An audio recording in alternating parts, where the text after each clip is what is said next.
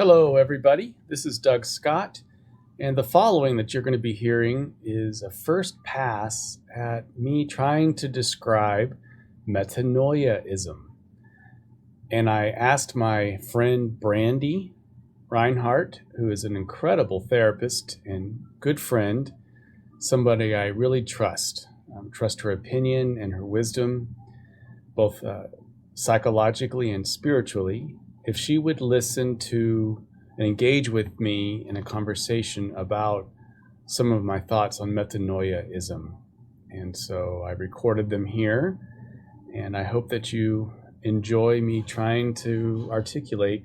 You'll see that she adds a lot of thoughts too that really put some flesh on the bones.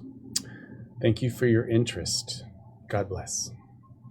When I think of meeting people in a way that can help us move towards fourth density, to be able to help us cosmically connect with both macroly and microly, so in the person level, at the individual level, as well as the collective level, to be able to connect with our shadow sides, heal, so that we can all kind of move into this fourth density consciousness. What seems to be the best thing we can do, I think, is to have a sense of a concept on how to help people do that, that is both conceptual and practical at the practice level. Yeah.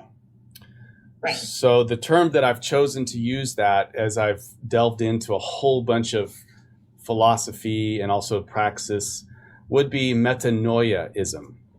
And metanoism that comes from the word metanoia, and metanoia is often defined as the change of our mind, an expanding of our mind, but mind being understood as the Greeks did, which is heart-mind. In other words, the mind is in the heart and the heart is in the mind as one unified way to perceive and process reality and live and move and have our being. And incidentally, it was used, that Greek word was used in the Christian scriptures, and it was translated as repent or convert. But repent and convert obviously have a lot of loaded meaning behind them in our culture and not necessarily helpful. So the use of metanoia, however, as understood as expanding of heart-mind, can be reappropriated and reclaimed, really, and to see hopefully a way to move forward as practitioners in changing or helping to change our collective's heart-mind. But before I get to that, let me just say that the way I'm understanding metanoism is entering into solidarity, cultivating hope, and surrendering to process. Like, it's all three of those things. If you add all those three things up, those seem to be perennial ingredients in being able to cultivate things like metanoia. So metanoia, the practice of metanoia is, as I said, enter into solidarity with others. And this is just good counseling skills anyways. And there's a certain skill set that we can teach people, but entering into solidarity with others is sort of like, the way I think of it is, when that person leaves me, or when I leave that person, they have a sense of being well met. They have a sense that Doug understands me. You have a special talent for that. So you teaching that is perfect. Thanks. And there's lots of different ways to do that, entering into solidarity, but it's because I feel like at the very root of psychopathology and also spiritual injuries, at the very root of it seems to boil down, and at its most distilled version, is some form of alienation, some form of feeling at a phenomenological level, alienated, disconnected, cut off, Or in some form, misunderstood. Yep. A lack of belonging, heart chakra. Yep. Yeah. Right. So if you were to boil all of that down, right here at the very bottom of that would be alienation in some form. And solidarity, as we know from psychological research, but also just spiritual common sense, is that solidarity is very therapeutic and alleviating that sense of being alienated. You know, if Love I know, it. yeah. The next thing is as a practitioner, or I'm kind of thinking of like, what could be the term for someone who practices metanoia? Well, it could be the cultivator. So I'm kind of thinking as the cultivator might be a term, but you know, it doesn't matter. But anyways, the cultivator of metanoism would be someone who knows how to enter into solidarity with others. Someone then who cultivates hope in the other person's life. And really sounds like you're talking about therapists. No, it is. I mean, this is just therapy. It's therapy. Like, this is what therapists do, right? It is, but it's also what I think a good Christian would do, and a good perhaps Buddhist would do, and you know what I mean. It seems to me, so true. Right. So cultivating hope, but cultivating hope is also a skill set, because we would want to help the other person be able to name at least one area in which they feel a larger perspective, that they walk away from the encounter of the cultivator of metanoia with a sense of there can be a more hopeful future, and that I'm not so bound up or tied up in the present moment. Right. And so that's a specific skill set. Right. Which is like teaching people life circumstances are always fluctuating and changing. They're not stuck in anything forever. Emotions are ebbing and flowing and changing and transforming. It's interesting that you put cultivate hope in their lives. So you're saying they would cultivate hope in other people's lives or in their own life? The person that I'm envisioning here as a cultivator of metanoia, in other words, a practitioner of metanoism, would be somebody who knew how to cultivate hope in other people's lives.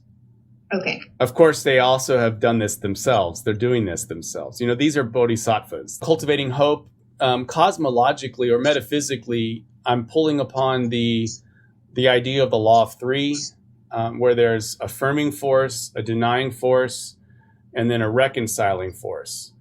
And so when anybody is in the grind of their life where they feel like there's two paradoxes that cannot come, you cannot get away from that glaring paradox here, then that is when the law of three would state there is always a nascent reconciling force that we can midwife, we can deliver into actualization. We just have to learn how to open our eyes to that seed of the reconciling force. And so the cultivator of metanoia, or the practitioner, would be a third force midwife, would be looking and listening for that third force, and then enlist the help of the person we're trying to serve, as empower them to also midwife this third force.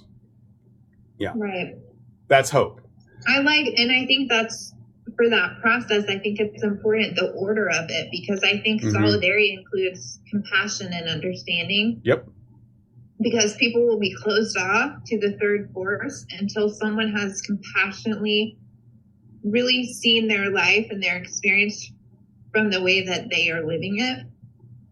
I mean, that's exactly what I think. It has to kind of go through that order.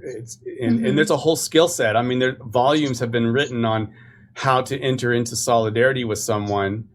Right. And then cultivating hope is also a skill set, as you know. So what I'm trying to do is give like the simple but not easy distilled outline of what a practitioner of metanoia would do. So the third thing is again, skill set involved, is this surrender into process. And I chose the word surrender on purpose because that, from the perennial tradition, it talks about kenosis. Kenosis means self-emptying. Surrender is this idea of a high level ability to realize that not only does the infinite creator God experience God's self through a process, so process philosophy, process theology, but also that's the way everything is. And that metanoia itself is a term, noia meaning heart mind, and meta meaning ever expanding. See? So taken together, it's actually both a noun and a verb. Metanoia is a noun and a verb that signifies process. Yeah. And we have to surrender into that. So we have to surrender into the fact that the other person that we're helping is always in process of greater metanoia, and that we are in the process. And the whole thing is about God experiencing God's self through us, who's also in process. There's nothing else outside of process. And lastly, I'd like to say, let's see what here. We'll get to that. Metanoia has a telos, and telos meaning the end. What is the end of metanoia? There's a movement towards something. Even though there's a process, and there's never not a process, there's a process towards something. And that process towards something, the telos, would be ever greater unit of consciousness, or ever greater sense of union and unity.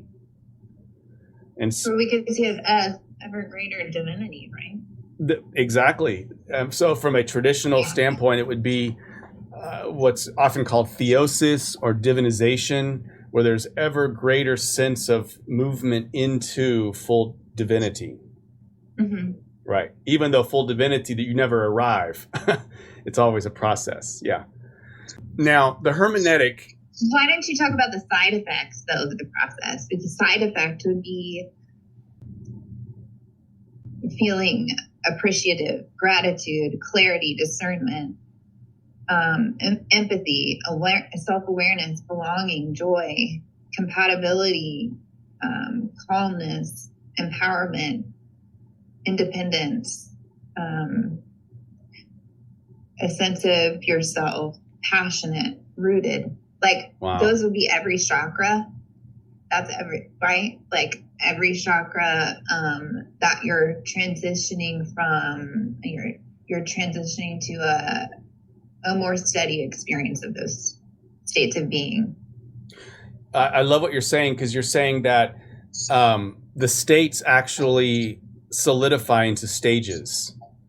And so it becomes a permanent ground. And so it's a movement up and then a catch, and then a movement up and then catch. Mm-hmm, because some of those states of being, as you move through the process with someone else, you reach a stage where you're experiencing those components, like those emotions, those states of being a little more consistently. Whereas, I don't know, like the growing up process and the tortured process, like if you move into the metanoia, I think, on a regular basis, and you're cultivating that within and without, like the side effect is all the stuff that we really want in our life, if that makes sense. This is why I'm talking to you, because this is a beautiful thing. I haven't even thought about yet into what are the results, which is really God's own delight and joy experienced in and through us as our own growth and delight and joy and all the things that you named. Beautiful, beautiful. I think it'd be cool to name like the side effects of like each chakra, a deeper, more profound sense of meaning in one's life, a deeper sense of joy, a deeper sense of acceptance and gratitude and belonging as a part of the universe, as a part of this whole process. And so you just start to experience that more regularly, because sometimes you have to tell people, like, why would I want to do this? Like, it sounds great. The religious part of me says, yes, this is how I should be, but what is the point? Well said. Yeah. I think that's fantastic. We'll circle back to that. the other part, there are a couple other things too about metanoism, I'm just conceptualizing it, is that there's a hermeneutic. We all have a hermeneutic, and the hermeneutic refers to the bias or interpretive lens through which we engage something. And so the hermeneutic of metanoia, like we all of us, no matter what we have, is a bias. So in the Enneagram, for example, we would say often a type 6 would view the world a certain type 6-y kind of way, and the type 2 like unsafe. Yeah, type 6 would see the world maybe that's their hermeneutic, even though they wouldn't know that until they become aware of it. That's their hermeneutic. So I'm trying to be up front and centered on what is the hermeneutic of metanoism. And this is something that I'm coming up with right now. I'm not sure if it's even the best words, but I'm calling it a hermeneutics of conspiracy of wholeness. And here's what I mean by that, because conspiracy is a loaded word. It really is a loaded word. And because I'm also introducing metanoism at a time in our culture where many people, especially in and around the disclosure movements, but also in other areas, there's always this sense of conspiracy and conspiracy theories and all of this. So I'm intentionally using the word conspiracy, but I'm going to tweak it, because what I'm saying in conspiracy is that using it as the conventional sense, conspiracy means that there's something hidden that's actually affecting, something like the hidden hand that's affecting all of what we think is reality. And what I'm saying is, okay, if you want to define conspiracy as that way, I agree. And what that is wholeness. That wholeness is actually coming into our ethos of separation. In third density here, in our understanding of reality, we feel such that the world is separate. I'm separate from you, and there's all kinds of things separate. There's evil things, there's good things, all of this stuff. I'm not saying that dualistic thinking is wrong. I'm just saying that is certainly our experience of reality. But the conspiracy here is that the whole thing, all of our dualism or all of our struggles, conflicts, are actually in the service of helping us become more integrated and whole within ourselves, so the intrapersonal, but also the interpersonal, intercommunitarian levels too, of the struggles actually are the foundation, the third force, the law of three, moving towards that reconciling force into greater and greater wholeness. Because it is true that there is a transcendent reality that's already existing, that's more holistic than the one that we are even experiencing, So a conspiracy of wholeness would say, yeah, there's a conspiracy, and disclosure belongs inside that. Because it's all moving into a greater wholeness. But the second thing I want to say about conspiracy is that it actually comes from the word breathing with. It's Latin for spire is breathing and con is with. So conspiracy is that we're breathing with. Why even go into the hermeneutic conspiracy of wholeness with regard to the practical application of this spiritual practice? Are you referring to they need to know their own bias, or they need I guess my brain's a little lost on this. Sure. Yeah. I probably wasn't very clear about it. It's because if I'm practicing metanoism, for example, or if I'm a good therapist, I'm going to try to have my view on the person that I'm caring for not from a hermeneutic of listening to what the secret agenda is, or not from a hermeneutic of, the bias towards all the ways they're screwing up or pathological, okay. And not from a hermeneutic of suspicion. I'm actually going to approach them from a hermeneutic of wholeness, of connection. Okay.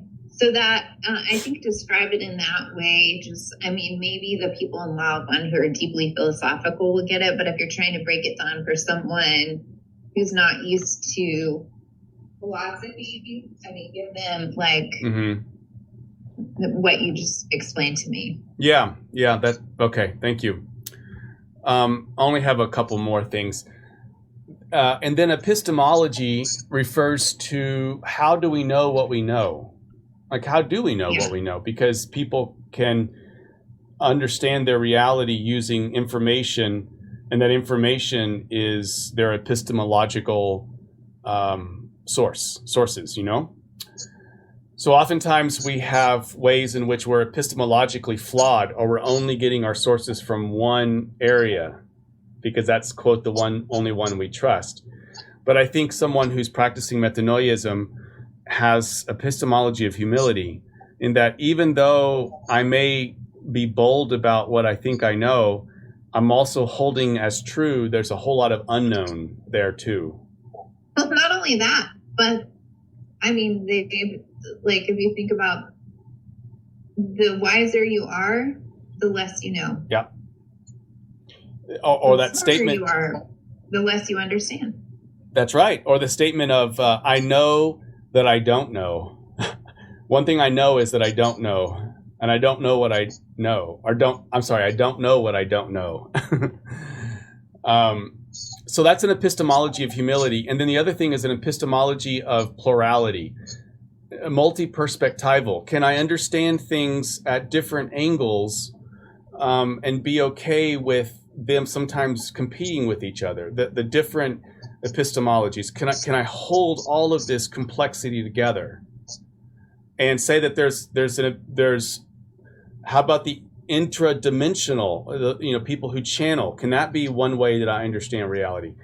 Can different states of consciousness, psychedelics and whatnot, can that be one way? Can I understand it from a science way? I don't have to throw out everything. I can come up with a sense of multi-perspectival way. Yeah. Yeah. And also,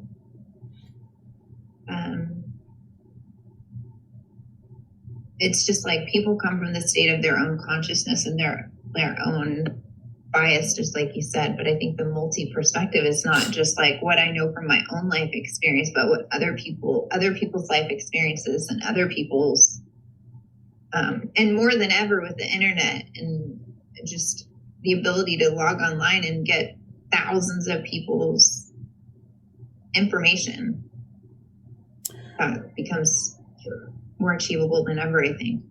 Well, yes. And also, as you and I both know, that the Enneagram can even be helpful with that too. Because I know that me as a 2 and you as a 6 at the start of our journeys, whatever, would perceive reality in different ways. And can I appreciate someone else's reality, even if it's not inherent in me, So just the last thing is that metanoia is actually in lots of different spiritual religions, but one of them would be from the Christian scripture, Romans 12, verse 2 is, be transformed by renewal of your mind, Paul says. So that would be actually the definition, the biblical definition of metanoia is a process of being transformed by renewing our mind, all the time. And mind is like heart mind, the nous. So I think ultimately it's cultivating a spirituality of process and growth towards greater union and unity. That's that telos I was talking about. And the way I conceive of it in terms of graphics would be like over here on the left side, I have this yin and yang. It's the silver and gold, yin and yang. And I have the gold is the heart and the mind would be the silver. And together they create what the Greeks knew of as the nous, or the nous, which is the heart mind. Oh, yeah. Yeah. That's cool. And then lastly, you have over here the meta. So the noia part is the nous, the heart mind, and meta would be the ever expanding. So you can get a sense of the expanding concentric rings that move out, in a kind of holoarchy, not hierarchy, but holoarchy. So anyways, that's kind of just some ideas that I have thrown out as what metanoiaism looks like.